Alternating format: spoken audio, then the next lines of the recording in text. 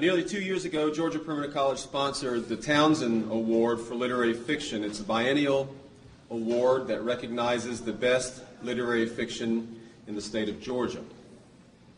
At that luncheon, Elizabeth Cox spoke about the art of fiction writing and its value to society. It was a grand day. It was a good speech. It was good food in the friendly environs of Midtown Atlanta. Afterward, my colleague and good friend Tim Tarkinen came up and suggested that Elizabeth come back to visit our campus, maybe give a workshop or do a reading. Well, we kicked that idea around for a while, and the idea grew into today. And this week, Ms. Cox comes to visit as part of the Writers Institute Visiting Writers Program. Not only have we invited her back, but we're going to keep her for a couple of days. Give all the students, faculty, and staff the opportunity to meet and chat with her before we let her leave. It's good to have her here, and I'm sure you will enjoy hearing her this morning as much as we all enjoyed hearing her back in the spring of 2004. Elizabeth Cox is a writer and a teacher of fiction.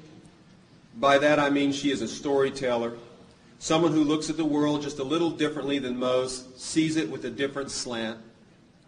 And from that view, she finds yarns that she can then weave into stories, tales that transcend the page to become part of the human condition, a way, if you will, of defining life here on this small planet. Writers do that, you see. We look at the world, see something strange or unique, write it down, and then allow the rest of us to read and to recognize it as ourselves and claim the power of the story as part of our life.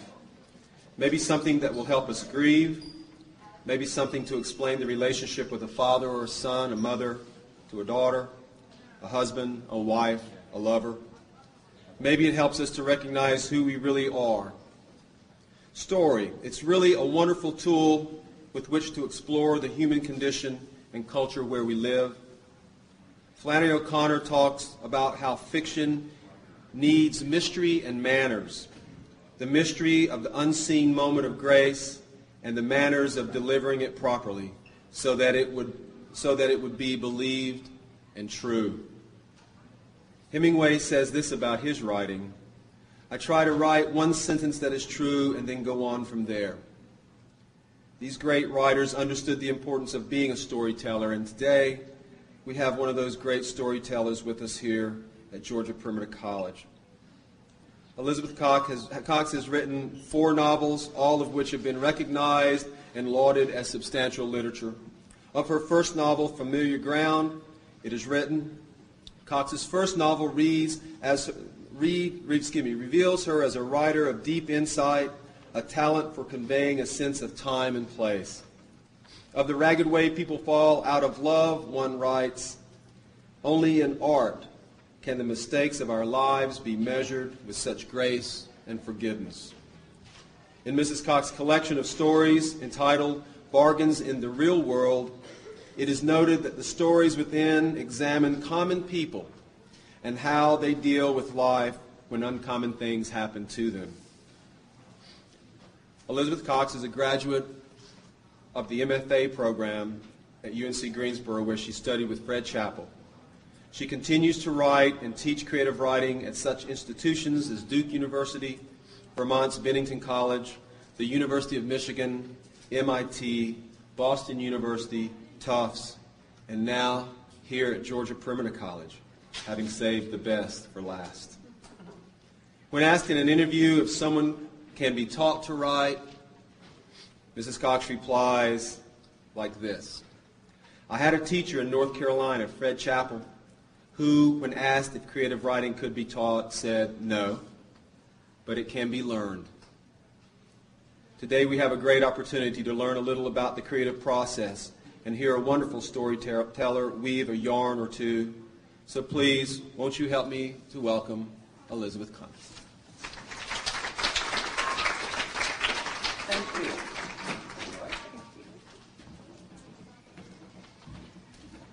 Thank you, Jack. I hope I can live up to that. I am very glad to be here.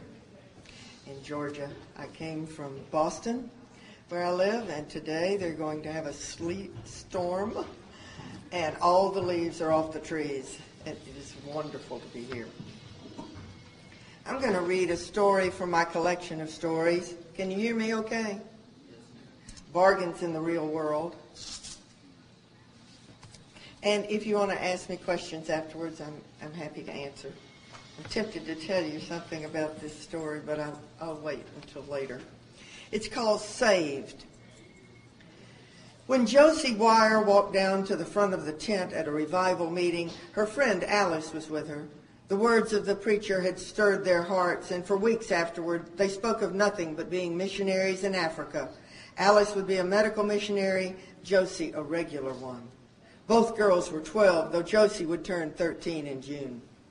My dad thinks we'll change our minds later on, Alice told Josie. He says just wait till we get interested in boys. But Alice was already interested in boys, and Josie dreamed of them at night. I can't imagine changing our minds, can you? Said Josie. I mean, I've seen pictures of Africa. I've wanted to go there even before I knew about God. I'm just saying what he told me, said Alice. Alice's father was a neurologist who lived in a big house where Josie loved to spend the night. On Saturday mornings, Alice and Josie sat at a table in the dining room with sun pouring through the long windows. A Spanish woman named Rosa served them eggs and bacon and hot cinnamon rolls. She said, por favor, if she didn't understand something. Josie liked to talk to the Spanish woman. She liked to imitate her accent and flounce around the kitchen copying Rosa. Rosa wore skirts that made her look like a flamenco dancer. She told Josie that she had grown up in Barcelona. Once Josie had walked into the kitchen and seen Alice's father standing next to Rosa with his hand on her shoulder. Rosa was barefoot, her head down, and she looked beautiful. Alice told Josie that Rosa kept some magic beads in a box by the sink. And whenever Rosa prays, said Alice, she rolls those beads around in her hands. After that, Josie stole one of her mother's worst necklaces, and when she prayed, she held the necklace, rubbing each bead hard. Josie's family did not have servants, had never had them. Her own father taught history at a private school, and her mother, until recently, had worked as a clerk in a downtown store.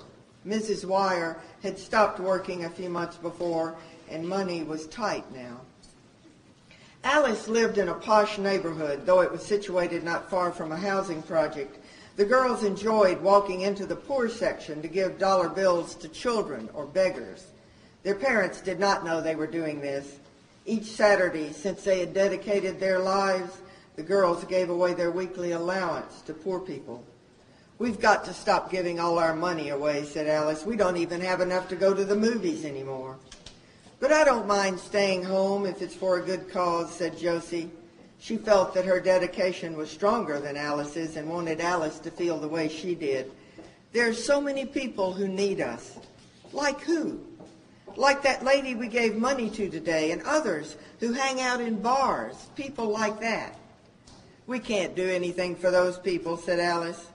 Maybe we can. Josie began to thumb through the phone book, looking for the number of a bar called the Wagon Wheel. Each time she thought of its name, her blood grew excited. The bar was located not far from where Josie lived, so she passed it, going to school or to town. She grew silent, trying to look inside, trying to see what was going on. On this Saturday night, she suggested to Alice that they find the number and make a call to someone at that bar. What would we say? Asked Alice, putting her own finger on the name in the phone book. For the first time, she looked excited about Josie's idea. We could just talk. Whoever answers, we'll just ask them about their life. It'll be good. Since the idea was Josie's, she had to make the call. A man with a gruff voice answered. Yeah, who is it? The man was used to getting calls from wives checking up on her husband. Josie couldn't speak. Hello, said the voice. Excuse me, Josie finally said. To who am I speaking? She tried to make her voice sound gravelly and older. Who the hell is this? The man said. Josie tried to hand the phone to Alice, but Alice wouldn't take it. "My name is Josie," she was almost shouting, "and I'm calling to see if you are a saved person or not." "Is this a joke?" the man asked. "You have to answer if you're saved." There, she said it. Josie could hear the tinkle of glasses and wild music in the background. "No," he said, "I'm not." He expected a punchline. "Do you want to be?" she asked. "What does it mean?" the man asked prudently.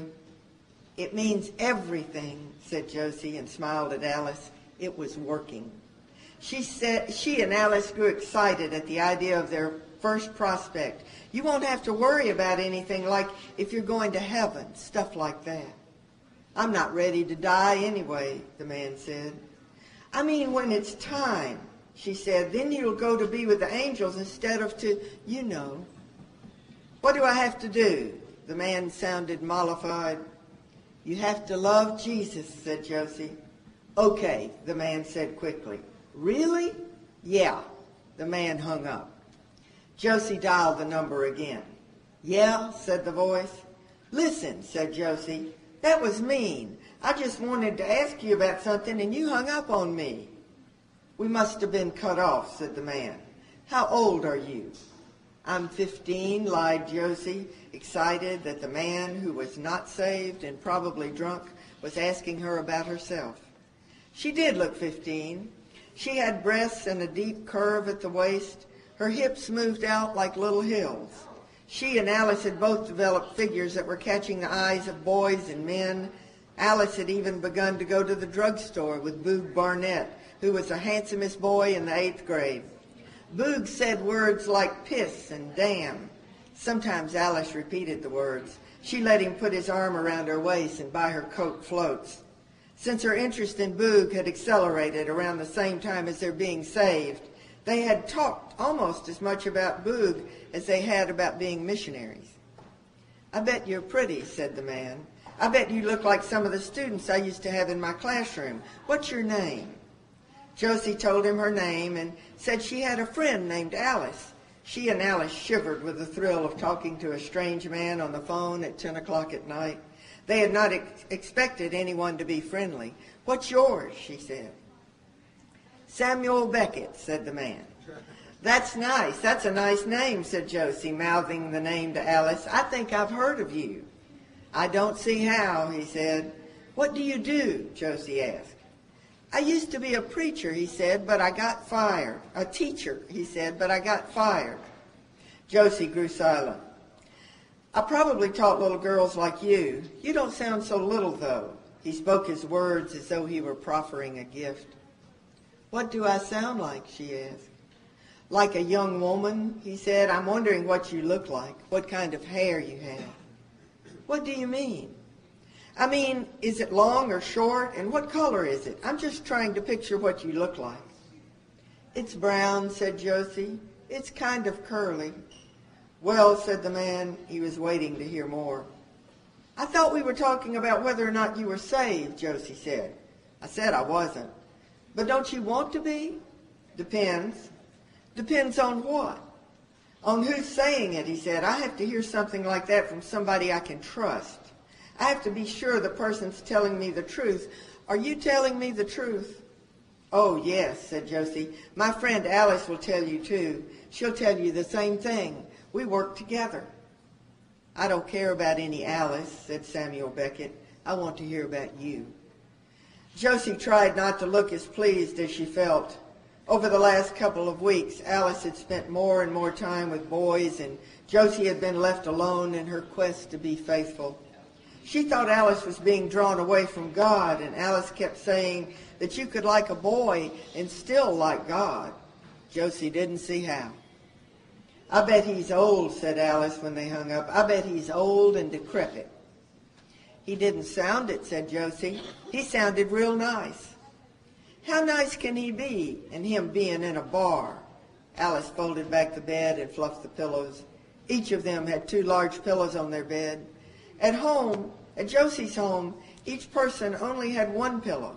It occurred to Josie that the reason Boog Barnett was asking Alice out was because Alice was rich. Alice said it was time for bed and they should say their prayers now. Do you think God likes jokes? Josie asked. I don't know, said Alice. Why? Sometimes when I pray, said Josie, I tell him a joke. I think he likes for me to. I bet not many people do that. Alice said she was tired, but they talked for a while about what their life in the Congo would be like until there came a long silence when Josie asked Alice a question about native rituals, and Alice didn't answer. You asleep? Josie asked, and the lack of an answer made her feel alone. Josie prayed silently for the man in the bar. Then she prayed to be sexy like the woman from Barcelona. She also prayed for her mother, who seemed to be crying all the time now. Over the last year, whenever Josie came home, she would find her mother in the kitchen with her head on her arms, crying. So one night, Josie asked her brother if their parents were going to get a divorce. The next day, Mr. Wire reassured Josie that she need not worry about divorce.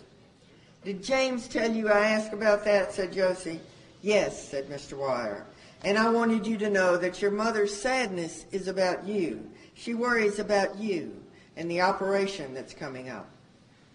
A few years ago, Josie had been diagnosed with aortal stenosis and would need an operation on her heart. The operation was scheduled for August. The doctor had explained how the procedure would be performed, but he had waited for Josie to be older, stronger. Josie thought about what the doctor told her, but she hadn't worried until she saw her mother's sadness. Every night she prayed that her mother would stop crying. On the next Friday night, Josie and Alice called the wagon wheel again to see if the same man would answer. He didn't, and the harsh voice who spoke to Josie hung up on her. She called back, remembering the persistence of the disciples, and asked for Samuel Beckett. She tried to make her voice sound older by lowering it. She heard the gruff-voiced man call out the name, Sam Beckett, and a long pause. When he returned to the phone, he said, nobody here by that name. Then, wait a minute, here he is. Hello? Samuel Beckett? Yeah, it's Josie. Well, I recognize your voice. Pretty Josie. His voice slurred against itself. Pretty baby. He sort of sang her name. I sure think you ought to let me see you. Why, said Josie. She didn't want Alice to know what he had said, but she had blushed, and Alice was saying, What? What did he say? He wants to meet me, Josie mouthed. Alice sucked in her breath. I think if I meet you, I'm more likely to see whether I want to be saved. You could tell me what it's like. Maybe I'll be convinced. He did not sound like someone who had ever been a teacher. Well, said Josie, I wouldn't be able to come there. I'd get in trouble if I did. We could meet in the park, he said. Would you meet with me in the park? You know how the benches have numbers on them? Yes. You could come to bench 23. I would bring Alice with me, Josie said, but Alice was shaking her head. No, I mean, if I come, I would bring Alice. Sure, he slurred. Alice is a pretty baby, too. He hung up, and Alice and Josie argued about whether or not to go to bench 23 during the coming week. He didn't say when we should go. Does he think we're just going to go and wait every day? Alice said. I don't know. Alice and Josie went to bench 23 on Monday afternoon, but no one was there. Alice was relieved. They waited almost 20 minutes. We probably ought to get home, Alice said. My mom will be worried. They called the wagon wheel again the next weekend, but this time on Sunday night, and Samuel Beckett answered the phone. His voice was clear, not slurry. Hello, Samuel Beckett said. I waited for you at the bench, said Josie. I waited on Monday and you didn't come. I'm sorry about that, said Beckett. I'm afraid I was drunk, but I'll meet you this Tuesday afternoon, he said. That's my day off. Did you know that I got a part-time job as bartender? I think you're bringing me good luck. I am? I might turn into a believer yet. She could tell by his voice that he was smiling, happy. Really? I'm busy now and have to go, but you meet me on Tuesday at 2 o'clock. I don't get out of school till 3:30, 4 o'clock then. Is it still bench 23, Josie asked. Yes, Sam said. I'm not going with you this time, said Alice. I have cheerleading practice. Another thing that was coming between Alice and Josie was the fact that Alice had been selected as next year's cheerleader. She was cheerleader, plus she had Boog Barnett. Josie had only one boy interested in her, a guy who was good in math class. Fred Jacks had body odor and his hair was long and unruly. Every time she looked at him, she wondered if someday in the future he might look good. She had seen pictures of Cary Grant when he was young and thought how unappealing he was. She wondered if Fred Jacks could turn out better than she imagined. On Tuesday morning, Josie wore a red sweater and a navy blue skirt to school. "You're getting so dressed up today," her mother said. Her mother's crying had lessened and she was becoming even cheerful, but sometimes the cheerfulness felt forced. "What's the occasion?" she asked. "Just felt like it," said Josie. Her mother smiled. "That Freddie Jacks is just as smart as he can be," said her mother. The first half of the day dragged, but after lunch, English class and social studies went by quickly. But by 3:30, Josie was leaving the school, walking toward the park. Alice was not with her. She saw Samuel Beckett sitting on bench 23. He was tall. Even sitting down, he looked tall. He was thin and wore old pants and a clean shirt. His hair was combed, and Josie guessed his age to be about 40, though she couldn't tell for sure. She hoped she looked older than her 13 years and imagined she would have to admit that she had lied about her age. "Well, you certainly look older than 15, Mr. Beckett said upon seeing her. "If you're Josie, I would have said you were 16 or 17 at least." "Thank you." Josie sat on the bench where he had scooted over to create a space for her. "I brought my Bible," she said, "and some religious tracts." She handed him the tracts, but her hands were shaking. "You can keep those." He slipped the papers into his shirt pocket and thanked her, but kept his eyes focused on Josie's purse, which hung from her shoulder. His eyes were bright blue and his face thin. He did not have a beard, as she had imagined, but was clean-shaven. Josie had expected him to look scruffier. He was actually handsome. He had a low, calm voice. He sounded like a teacher now. His words were not slurred, though the whites of his eyes looked bloodshot and watery, as if he had been crying for a long time.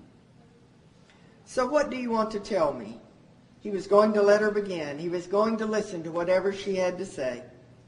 "I don't know what to say," Josie began. Then she thought, "When I got saved in April, I had to walk up to the front of the tent at a Billy Graham meeting. I walked all the way."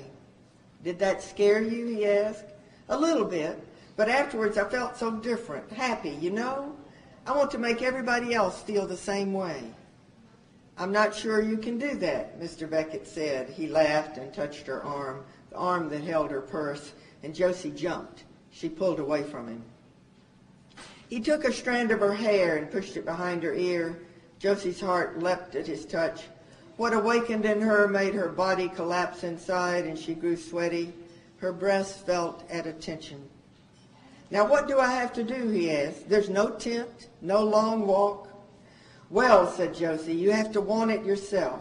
If you don't want it, it won't work." Her voice was unsteady and her hands shaky. She felt she was doing the Lord's work and that this was how hard it was going to be. She thought about what it would feel like if this man kissed her. She pursed her lips as she had seen women do in the movies. She felt older, sexy. She felt wild and held tightly to her Bible. "Maybe you don't want to be saved," she offered. "Some people just aren't interested. I have a brother named James, and he doesn't care a thing about it." Josie put the Bible on Sam Beckett's legs, and he looked down at it as though she had dropped a stone in his lap. "Why not?" he asked her. "James likes being bad," she said. "He thinks that if he's saved, he can't be bad anymore." "That's probably not true," said Mr. Beckett. "I don't know," Josie said. "I don't think you can want to be bad." "Sometimes you can't help it, though," he said. "I mean, the wanting." His words were so exciting that Josie felt trembly. His eyes grew bright looking at her, and she thought she saw his mood change. He gave her back the Bible. "Come with me," he said, and offered his hand to lead her away. Josie followed him into a section of the park that led to a stream. She tried to walk the way she imagined Rosa would walk. She tried to pretend that she was Rosa. When they were in the trees, Sam looked around, and he put his hands on Josie's shoulders and turned her toward him. He leaned to kiss her forehead. For the first time, Josie could smell him. He did not smell like her brother or her father. He smelled the way she imagined Africa would smell. He had the odor of fur and ground. She loved his smell. Josie did not try to squirm away, but stood very still and let Mr. Beckett run his hand down to the small of her back, over her bottom. She let him touch her breasts and thought that this might be the only man who would ever touch her. If she had her operation and if something went wrong, then this might be her only chance for love. She let him roam around her body at will. Then he moved her toward the ground until he was almost on top of her. He looked at her for a long moment, and Josie couldn't tell what he was thinking. He looked sad. She could feel a stiffness in his groin. Sam Beckett was kissing Josie's forehead and cheeks, but he had not yet kissed her mouth. Josie had never been kissed on the mouth except when she was 7, and that boy had moved away. She didn't count that as a kiss and wanted her mouth to be kissed now. She thought if she could be kissed that maybe her operation might be put off again until after Thanksgiving, after Christmas. But when she turned her mouth toward him, Mr. Beckett stopped abruptly. He moved to get up. "You are very young," he said. "Por favor," said Josie. She wondered if he had realized she was not yet 15. "You know, Josie," Beckett spoke, confused but taking charge of himself, "you shouldn't be so willing to trust people." "I don't trust people," she said. "Anyway," he brushed some dirt off his arms, "I'm thinking that maybe you brought me good luck." "Why?" "Because I got a job after I talked with you." "I thought you said you were a teacher," Josie questioned. "I was, but I lost that job, and when I was out of work, I just drank more than ever. I lost everything." Josie kept wondering if he might take her money. She had $10 in her purse, and she thought he might take it all. "Are you poor?" she asked. Mr. Beckett said nothing. "Maybe you could get back your job," said Josie. I bet you were good." She was trying to think of a way to bring back the fervor of his previous attention, but he already seemed through with her. She didn't know what had gone wrong. "I really was a good teacher," he said. She could see him tear up. "Mr. Beckett," she said, and opened her hand to him like offering a small bird. His hands were large and warm. He didn't seem old at all. And for once in her life, Josie felt richer than Alice. "I have a secret," she told him. Josie decided to tell him something she had not even told Alice, though Alice would have to know sooner or later. "You want to know what it is?" "I guess so." Sam Beckett was smiling, but his smile seemed impatient now. He wanted to leave. "I don't have long," he said. Josie could not believe she would tell this man what she was about to say. She licked her lips. 4 years ago, the doctors found a hole in my heart, and on August 10th, they're going to operate. So when I have the operation, they don't know if I'll come through it or not. So that's partly why I decided to be saved, because if I'm saved, then maybe God will let me live, you know? And then I can go to Africa, which is my main dream. Do you know there are animals there that people don't even know what they are?" She paused to take a breath. "And if I do not come through, then I figure since I'm already saved, I'll go to heaven and look down on everybody, watch what people do. Maybe I can watch you, what you do. Maybe you will look through a window one day and see me there." Her story jangled this man, visibly made him jump, and he looked at Josie Wire for a long time without speaking. He looked at her as if he were not seeing anything, but instead was seeing someone he used to know. "How did they know about the hole in your heart?" he asked. "I would get so tired and blue in the face," Josie said. "My face turned blue and my lips." She looked at Mr. Beckett. She wanted him to kiss her again. She wanted him to kiss her on the lips. "I have a secret too," Sam said. He would give this girl the truth. "My name is not Beckett. It's Honeycutt, Bob Honeycutt. I was just teasing you when I said Beckett." He covered her hand with his. Josie didn't think that was much of a secret and said so. "That's more like a lie," she said. He lifted the Bible from the ground and held it. "I think I might like to look at this book," he told her. "I might like to read it myself." "You would?" Josie could hardly help from asking. "Does this mean you might hope to be saved?" "I think it does," he said slowly, and held out his hand. Josie shook it, pumping Bob Honeycutt's arm hard.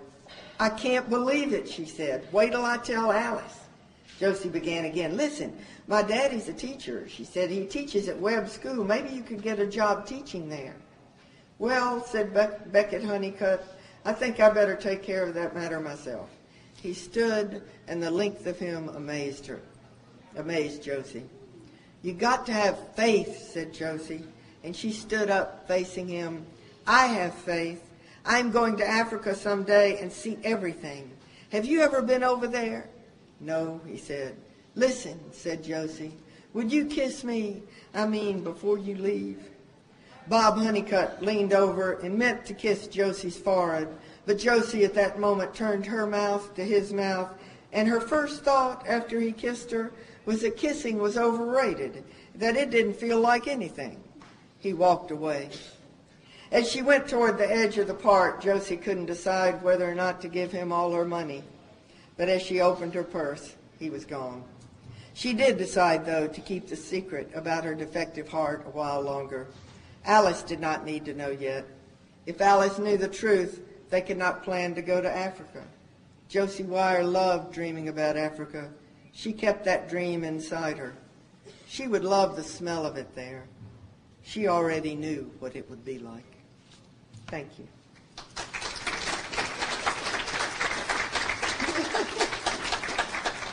Now, I'm happy to answer questions if you have any about writing, about stories, about the stories you're writing.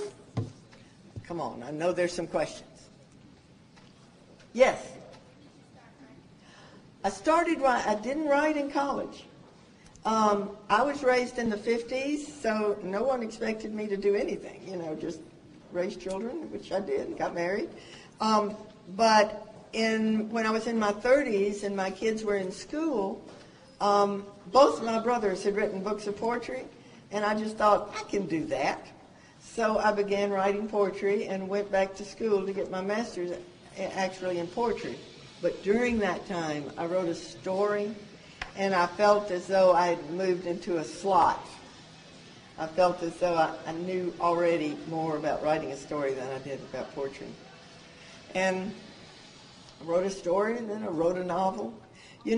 I remember going to a conference with a story, and someone said, an agent was there and liked my writing and said, could you write a novel? I said, sure, because I always say sure to those questions. I had no idea how to write a novel. I went back to Durham, North Carolina, where I lived, and I took a course in the sonata and the symphony. And I studied music, that statement, development, reiteration, and those reminding phrases. And I listened and listened to Dvorak and Beethoven mostly, and I wrote a novel. Now, I didn't listen to that while I was writing. I would take walks and listen to see how the music got very busy, and I thought something's happening here, and then it would get quiet again. So that's how I wrote my first novel, and I never cared if anybody noticed that. It was just how I wrote it. And with my second novel, I took a course in astronomy. And my third one, I read a lot of nature writing because one of my characters was interested in that. So I usually learn one thing by learning another. That's just my style.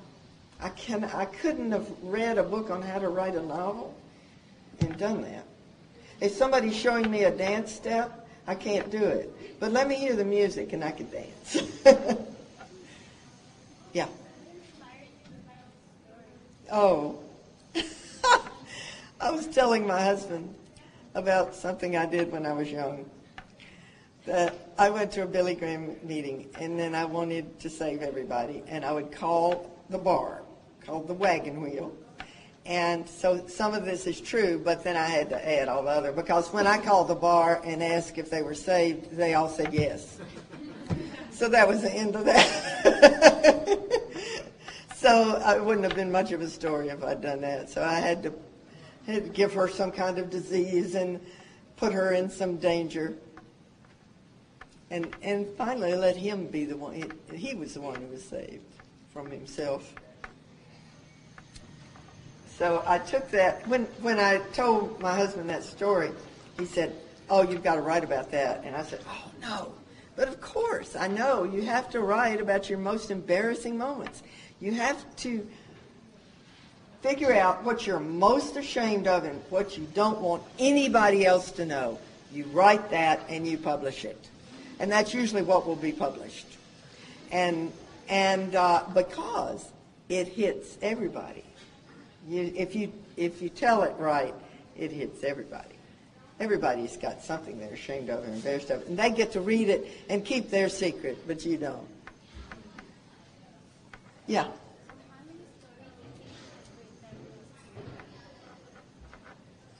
How many stories have I written that relate to my life? All of them in some way do. There's one story about a little boy going hunting. I don't know where that came from. I've never figured out what. It's written around the time of the Civil War, and I've never known where that came from. But most other stories have a little bit, a glimpse of something that's happened to me or happened to somebody I know, and then I change it. Because if I don't change it and I tell it exactly the way it happened, if you tell something exactly the way it happened, you probably don't understand it that well, and so you're not revealing yourself enough. And if I add something and give it to the character, I can reveal more. Look, Fred Chappell, I remember one time I wrote a story, and he said, "That doesn't seem true to me." And I said, "Yeah, Fred, but that really happened." I thought, boy, I have him now. And he said, "So what?" And it was at that moment I realized it's not about me. It doesn't matter if it really happened. It's got to happen on the page and be about us, about all of us. You have another one? Okay. Anybody else have one? Yes.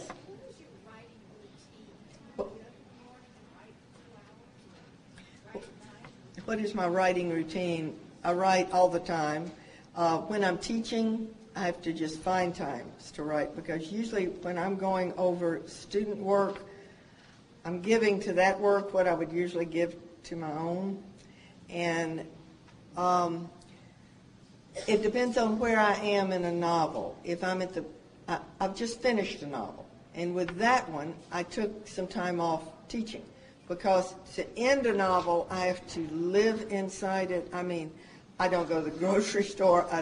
My husband once said, "You're not in the real world," and I said, "Right, that's my job. I mean, this is my real world," and it takes a kind of moving into a tunnel to finish it. And I'm there 12 hours a day at the end. In the beginning, I'm taking notes, and I'm reading, and I'm teaching, and I've just finished a novel, so I'm now beginning one, and I write whenever I can. Airplanes are great places to write. I get so many ideas up in the air. Yeah.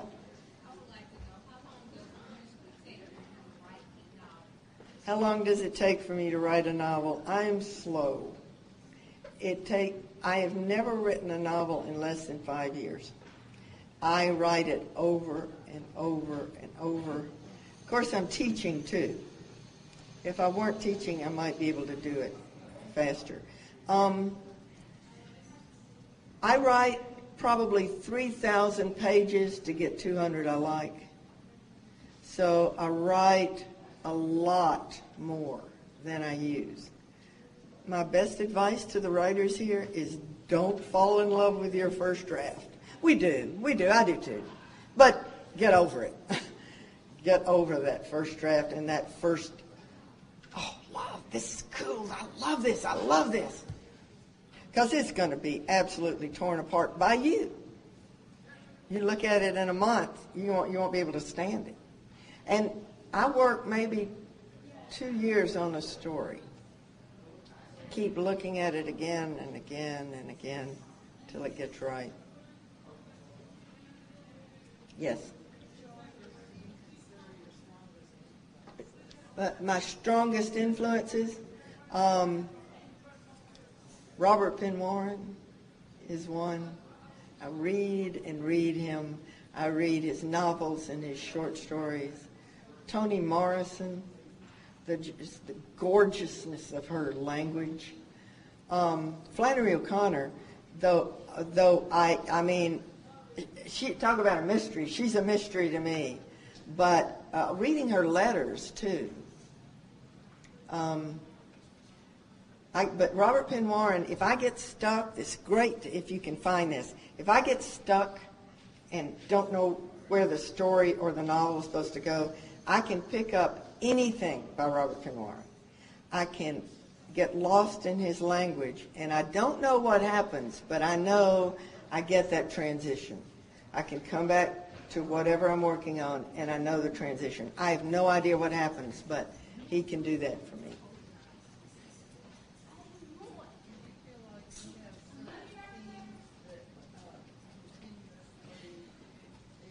Now, I don't mean to. I never think of theme. I don't ever mean to put a theme in there, but then the critics start. I guess forgiveness. I wish I could get over this. My first book was about a man having to forgive himself. My second one was about forgiving someone else. A third one was about needing forgiveness from someone. And I've just finished another book. I have no idea if it's about forgiveness. I hope it isn't. I hope I've got something new happening, but it seems to be so far what all of them are about. I'll have to let somebody else tell me what this one's next one's about. One more. Oh.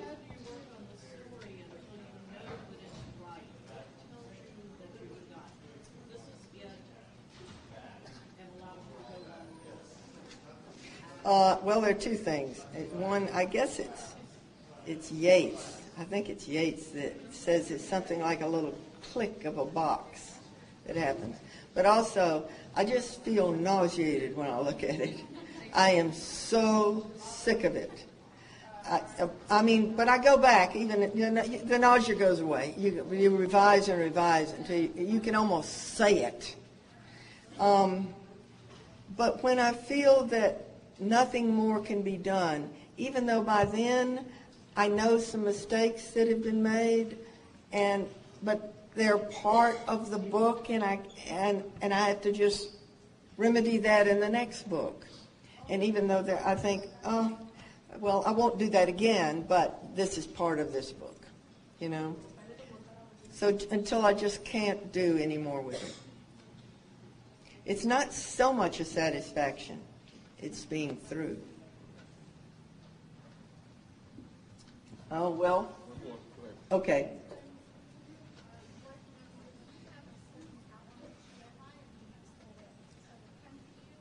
I never have an outline. I just write scenes. You know, if you want to get to know somebody, you go with them somewhere. Well, I have characters, and I take them places, usually with their family. I let them argue, and I listen to those arguments, and I learn who they are until I get enough pages. And then I might see, well, now what do I have? What's going on here? And I have a big board with those magic markers, and I write what I've got.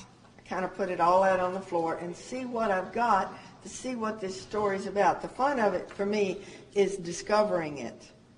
And if I start with an outline, which I don't do, but if I start with some idea, I usually have to give it up because my unconscious is smarter than I am. And the stories are better if they come from there. Thank you. Thank you.